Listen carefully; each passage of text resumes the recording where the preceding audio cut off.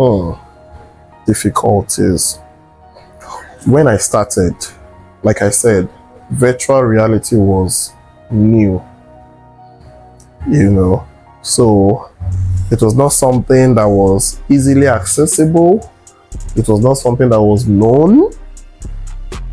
It was known, but not, it was not, yeah, how would I put it? It was not widely known, especially in this part of the world where we are at. So experiencing virtual reality was something people were very skeptical about, and whenever they ask you, what is this? It is very difficult for us to explain. It's something you had to experience. And even if we tell them it is something, when you wear it, you'll be in another world, they're like, that you'll be dancing and you'll be falling and you'll be living funny. There's always this laid back, should I try it? Should I not try it? But after you experience it, you are wowed. It's as simple as that. And that was what got us the attention we needed, because it was very difficult to market. Virtual reality was a standalone headset. When I say standalone, it was personalized. Once you wear the headset, you are cut off from the world. You are in another whole new world, alone, dealing with another aspect of reality. You don't see your friends around you anymore.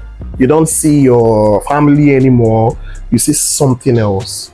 So you are immersed in another world. It's like you are teleported into another world. Then when you come back, you're like, I'm back. Wow. Okay. I was here all the time. So it was very difficult for us at first because the marketing had to be different, because we needed to tell people that, look, you don't just, we can't just really explain it, because it's something you have to experience. It's something your eyes have to see.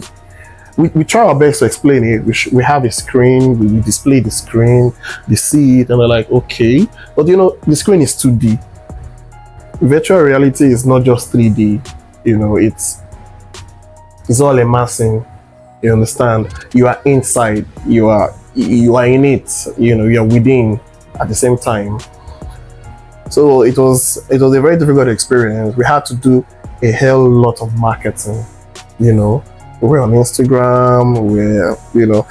We were everywhere. But we discovered that we had issues marketing virtual reality verbally. That's why radio adverts didn't work, because it was a visual experience. TV advert kind of worked, but TV is still 2D, but we had to show you the person and show you what they're experiencing. You understand? So the kind of marketing was unique. So it was a very, very challenging time. It was a very difficult time. We had to keep pushing and sensitizing, enlightening, trying to let people know what we can do. And of course, the entertainment aspect, the entertainment factor was a very big selling point, because you could do a lot of things with virtual reality. You could explore, you could learn, you could develop, you could build, but how do you get to understand what it is? So that entertainment factor of virtual reality really caught a lot of attention, really give people that reason to want to experience what this was about. And once they saw that it was fun, the next question was, what else can we do with this? Okay, can you show me a landscape of my architectural design in my, I'm trying to build that. I said, yeah, we have people that can develop that, So we started evolving, and people started accepting what virtual reality could do. People started saying, this is just beyond entertainment. This is the fastest way to explain and visualize any kind of, any kind of thing you want to develop. It was like you could go into another world, you could bring out your imagination, you could build it, and you could showcase it to other people. So this time around, I can imagine something and build it. I don't need to explain it. I just show you, and you see exactly what I'm imagining in that world, in that 3D world, in that immersed world, interacting and learning, discovering, and seeing a whole lot of things. So it was a wow. It was a wow thing. It was something that was captivating. It was something that was enlightening. It was something that was, exposing and, giving people an aspect of, vision virtually that they had not experienced. And it really brought about a lot of change, During that time, we had other kind of challenges as well. We couldn't upscale, we couldn't expand because it was still a niche. People could not still see reasons to invest, because it was still like, we had very few one-on-one, very few attendants, very few, customers, clients coming in. And when we go for, a presentation with just one virtual reality headset and you're meeting with about 5, people, you having to, you wear it, you see, you wear it, you see, you wear it, you see it. It was very difficult, only to the fact that not everybody wants to wear it, and not everybody wants to like share another virtual reality headset with someone else. It was a very difficult time. But the funniest thing was, or the most interesting thing actually, was once you experience it, it's like you are reprogrammed. Your mindset just changes. You're like, oh, now I see what you're telling me. And you see that what? They see what we are telling them. They could not see it because it was virtual. We explained it, they imagined it, but once they experienced it, they could see clearly what we were trying to explain. So that was one of those hard times, That was one of those hard times. It was challenging and it was interesting at the same time, compared to where we are now, compared to where we have gotten to, and what we have achieved, globally, how virtual reality has evolved and, keeps evolving, and how people have come to accept it, and even beyond accepting it now, building upon it, improving upon it, and doing a lot of things upon it. So I'll say that was it.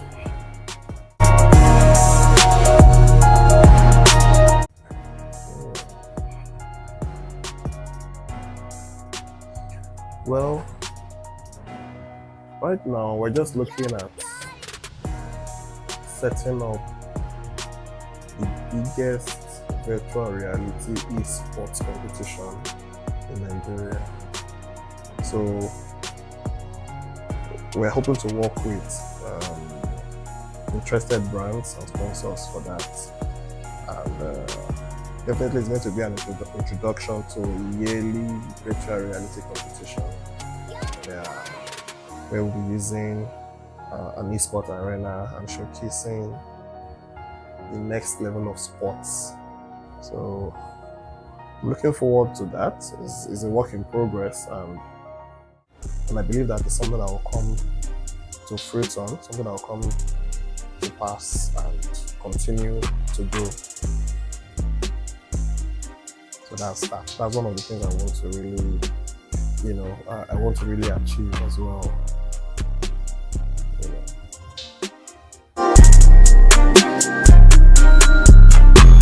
Because people have always wanted, can't I play with you? Can't you play with me? Can't we sit down? Can't we be in the same place together? In as much as we can explore a building together, you could solve puzzles. There's an adventure game that you could be with your friend or your spouse, and you are navigating through the mountains, finding your way out together. I mean, what beats that in a virtual world? So the virtual reality arena is the next level of virtual reality gaming experience. It's the newest thing. I'm the first person to bring that experience to Nigeria. I can say that categorically. Take it anywhere. And trust me, it's going to be the next game-changing virtual reality experience anybody has ever seen. You know, because virtual reality now has been a one-man experience. Now you can co-locate yourself with up to 10 people, even 20 people. Apart from the fact that you could go on adventures, you could play. Now you could have meetings, you could access and view maybe presentations together.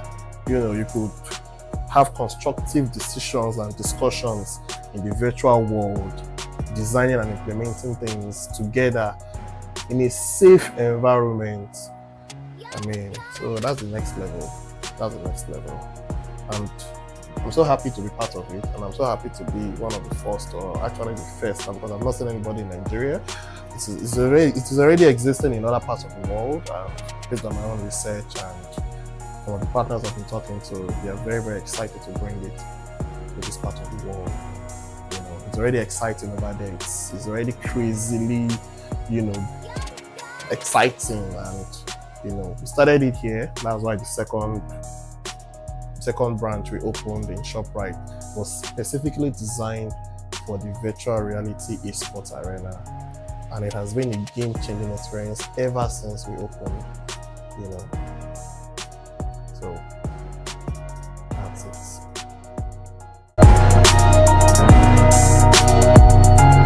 My favorite game, that's a good one. Yeah, definitely it has to be virtual reality. When you ask me, my favorite game, I would say, is Flight Simulator. I enjoy flying now.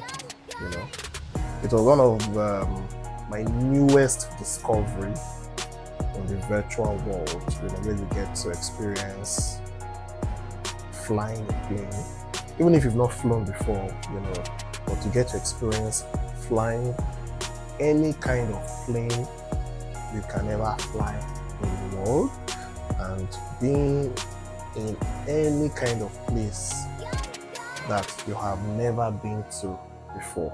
You know, even if you have a lot of money and you can fly around the world, there are some places that you would have never been to. But with a flight simulator, trust me, you can be in the deepest forests, in the middle of the Bermuda Triangle, you know, in the highest mountain, and it will be as clear as and as real as if you were actually there. You know, so that's one thing about Flight Simulator. It's like my go-to game when I want to relax and just, you know, take myself out of this world. You know, I just hop on the scene, choose any plane I want, pick a location, and I'm there. And I'm even learning to become a pilot now, because I know some of the, you know, the control functions and all that. So yeah, that's my favorite game, the Flight Simulator, the Microsoft Flight Simulator in VR. Wow, that's cool. So currently we are in Lagos, Nigeria, as you know, and we are on the mainland, and we have a branch at the ShopRite Mall, because that was actually our first branch. The ShopRite Mall in Surulere was where we started, and then we got another location at another mall on the mainland as well, and that was at the East Center Mall in Yaba. And we also came back to ShopRite and opened a second store because of the second phase of gaming, and because of the next level of gaming that we wanted to introduce, and that is why we opened another store. So we have two stores in ShopRite Mall. Yeah, ShopRite Mall, which is at the Robinson Shopping Complex in Surulere. And we have one in Uzon, although a lot of people have been asking us to come to the island, and we are working on it. We actually had an opportunity to, yeah, it's in the pipeline, so definitely soon. We are looking at opening as many branches as we can, especially with the new phase of gaming that is coming out. We have seen that we are not just going to remain in one aspect. We want to explore so many areas, and since we have decided to broaden our horizon and accept all forms of digital entertainment, we want to be able to have almost everything you can do digitally in terms of gaming. At the same time, appeal to other people that would like non-digital entertainment. That's the indoor gaming and other forms of indoor sports activities. And this is because we want to be able to cross markets and cross sell what we have. And there's no way we can do that if we don't bring in what is already existing.